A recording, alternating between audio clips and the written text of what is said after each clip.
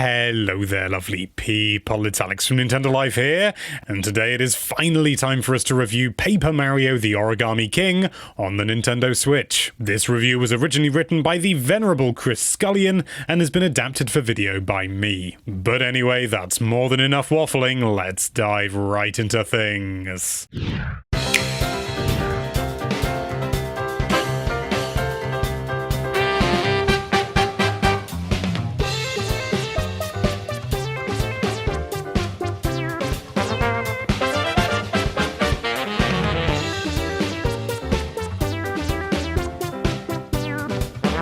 The Paper Mario series has seen more ups and downs over the years than the lid of Picasso's pencil case, with Nintendo and developer Intelligent Systems trying their best to nail that formula once again. A large number of Paper Mario fans believe GameCube title The Thousand Year Door is the best game in the series and have been praying that the Origami King would finally be the game to match or even surpass it in quality. Let's just cut to the chase really quickly.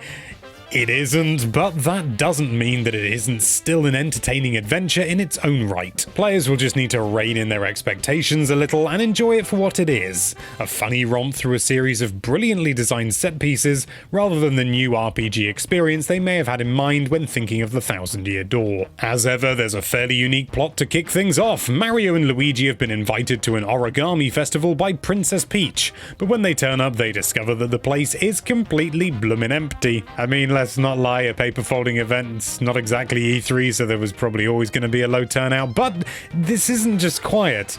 This is mega quiet. It soon comes to light that Peach's castle has fallen under the control of King Ollie, a little regal origami chap who's hell-bent on folding literally everyone. Indeed, by the time you get there, a bunch of characters have already been captured and given the folding treatment, including some Toads, a load of Bowser's minions, and even Peach herself, which admittedly we saw in the initial trailer. Not content with merely creating his own army of mind-controlled origami freaks, Ollie then summons 5 huge coloured paper streamers and wraps them around Peach's castle, lifting it high up into the air. It's up to Mario, who's been left behind on the ground obviously, otherwise it would be a very short game, to figure out how to remove those streamers and get back inside the castle and give this crease-loving crackpot a boot right between the folds. Accompanying you for most of your quest is Olivia, a little origami princess who happens to be King Ollie's sister. It's no exaggeration to say she is ruddy mortified at what her brother has done and is certain she'll be able to talk him out of it once she gets to him. So she joins forces with Mario and they both head out together. The Paper Mario series is no stranger to companion characters, and since they're with you all the time in a predominantly plot-based game, their personalities are generally a key factor in making or breaking the experience. And thankfully, we can say that Olivia is one of the series' better companions. She's an absolute delight to have around, and her cheery, optimistic tone is a constant source of joy. Crucially, her conversations never outstay their welcome, and she rarely gets in the way of the action. Let's not deny it, there's nothing worse than a companion who won't just shut up, and thankfully this really isn't the case here. Outside of cutscenes, she's usually fairly quiet, only throwing in the odd humorous comment every now and then, and she'll only ever jump in with advice Navi style if you yourself actually decide you're stuck and summon her with the X button. Thank goodness. More than that, Olivia is far from the only entertaining character in the game as well. Practically everyone you encounter on your travels is comical in at least some respect. A good example of this is the hundreds of hidden Toads who are dotted around the world, and I know that word toad may be a bit of a dirty word to some, but honestly it's alright. Some of them have been turned into origami and have to be bashed with your hammer to flatten them out again, whereas others are simply hiding or stuck in various nooks and crannies and have to be freed. Regardless of the situation, almost all of them will reward you with a funny one-liner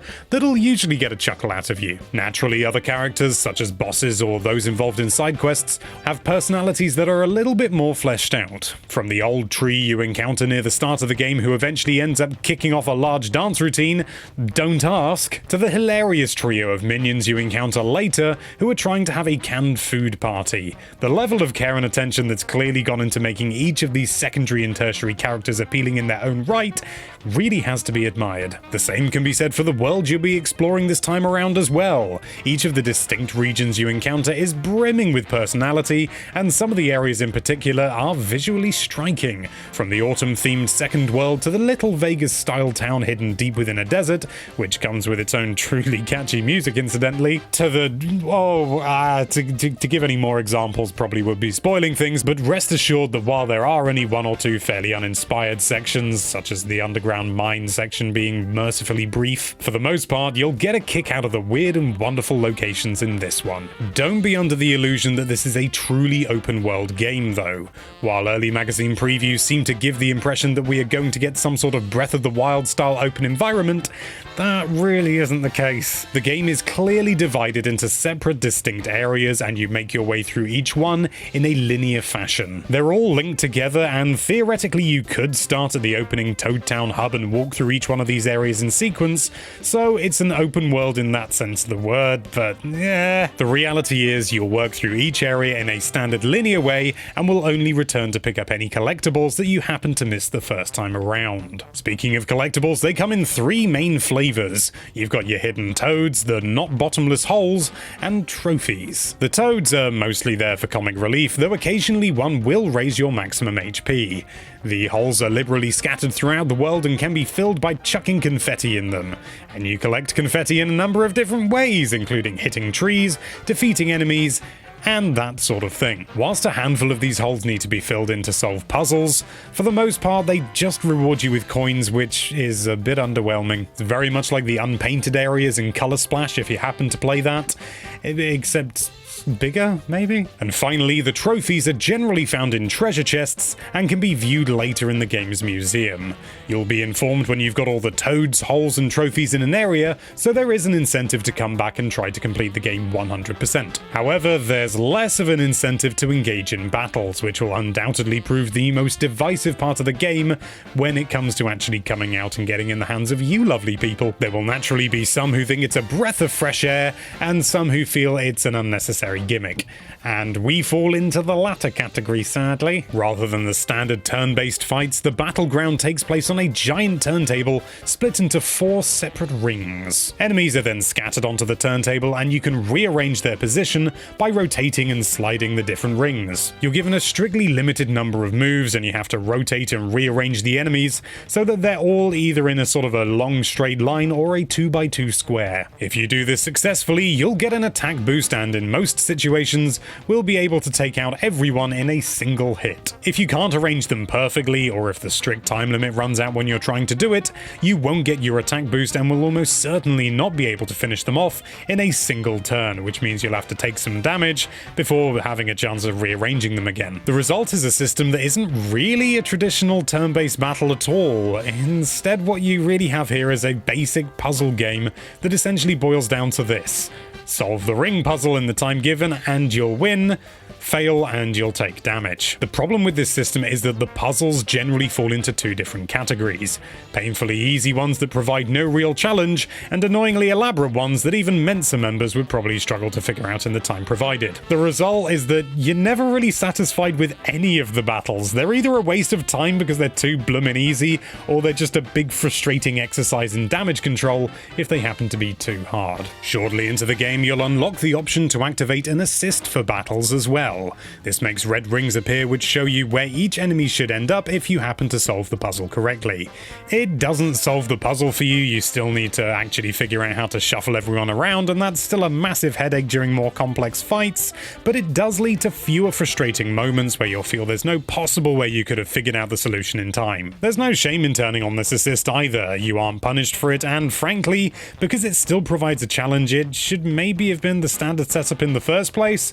I don't know. Occasionally you'll encounter other annoyances that result from this battle system.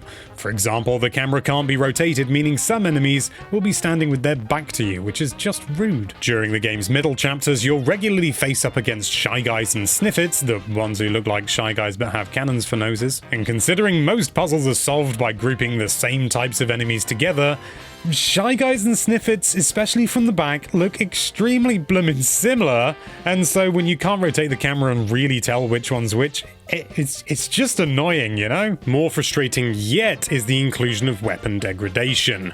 Your standard boots and hammer are unbreakable and can be used forever, but along the way you'll collect a bunch of different variations on each, which are needed to ensure you can still defeat enemies with a single hit, or even hurt them at all. For example, you can't jump on a row of spiked enemies without iron boots on. The problem is these weapons wear down and are eventually destroyed, meaning you need to keep finding new ones, or more likely return to the shop in the Toad Town hub and keep buying more. We don't know what it is with Nintendo and breakable items these days, but if you did want to call this game the Breath of the Wild of the Paper Mario series, that's your justification right there, sir. And what makes the battles even less appealing is that there's no real incentive to do them. There's no experience system in this game, so there's nothing to grind for. Winning a fight gives you some coins and confetti, and since coins are mostly spent on battle items anyway and confetti literally grows on trees, there's really no need to fight for most of the time. The puzzles make the process so lengthy and convoluted that you'll find yourself actively trying to avoid any enemy you see. And just like Color Splash, there's an arena type fight where you can absolutely abuse the system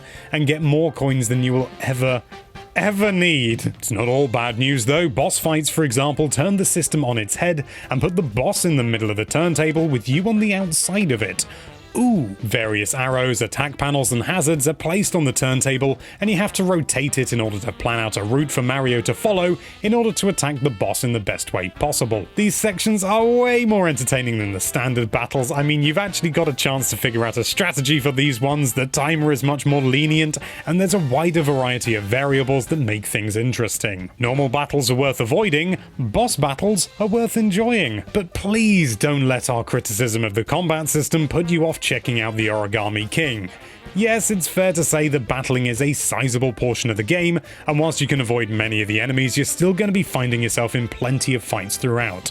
And if you don't get along with the mechanics like we didn't, that bit's going to be a bit of a slog. The important thing to note though is that everything else that surrounds these battles is an absolute delight. The Paper Mario games are always light-hearted adventures with plenty of jokes and clever paper-based set pieces, but the Origami King is easily one of the funniest and smartest entries in the series. If the thought of the battles puts you off buying it, you're also going to be missing out on some of the most entertaining moments we've seen in a game this generation. There are song and dance numbers, novelty theme parks, a genuinely fantastic stage show section, and even the occasional sad or poignant moment to stop you in your tracks and make you feel the feels, as the kids from 2008 are saying. Paper Mario the Origami King tries to do something different with its combat system, and to be honest, we aren't feeling it. But that doesn't mean that the rest of the game isn't thoroughly entertaining. And whilst the puzzle-based battles aren't quite what a new Paper Mario game needed, they aren't so awful that you should ignore the rest of the experience,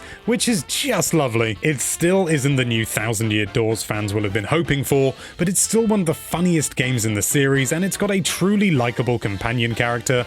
And whilst the combat is far from ideal, the fact that we still thoroughly recommend this game regardless speaks volumes about every other aspect of it.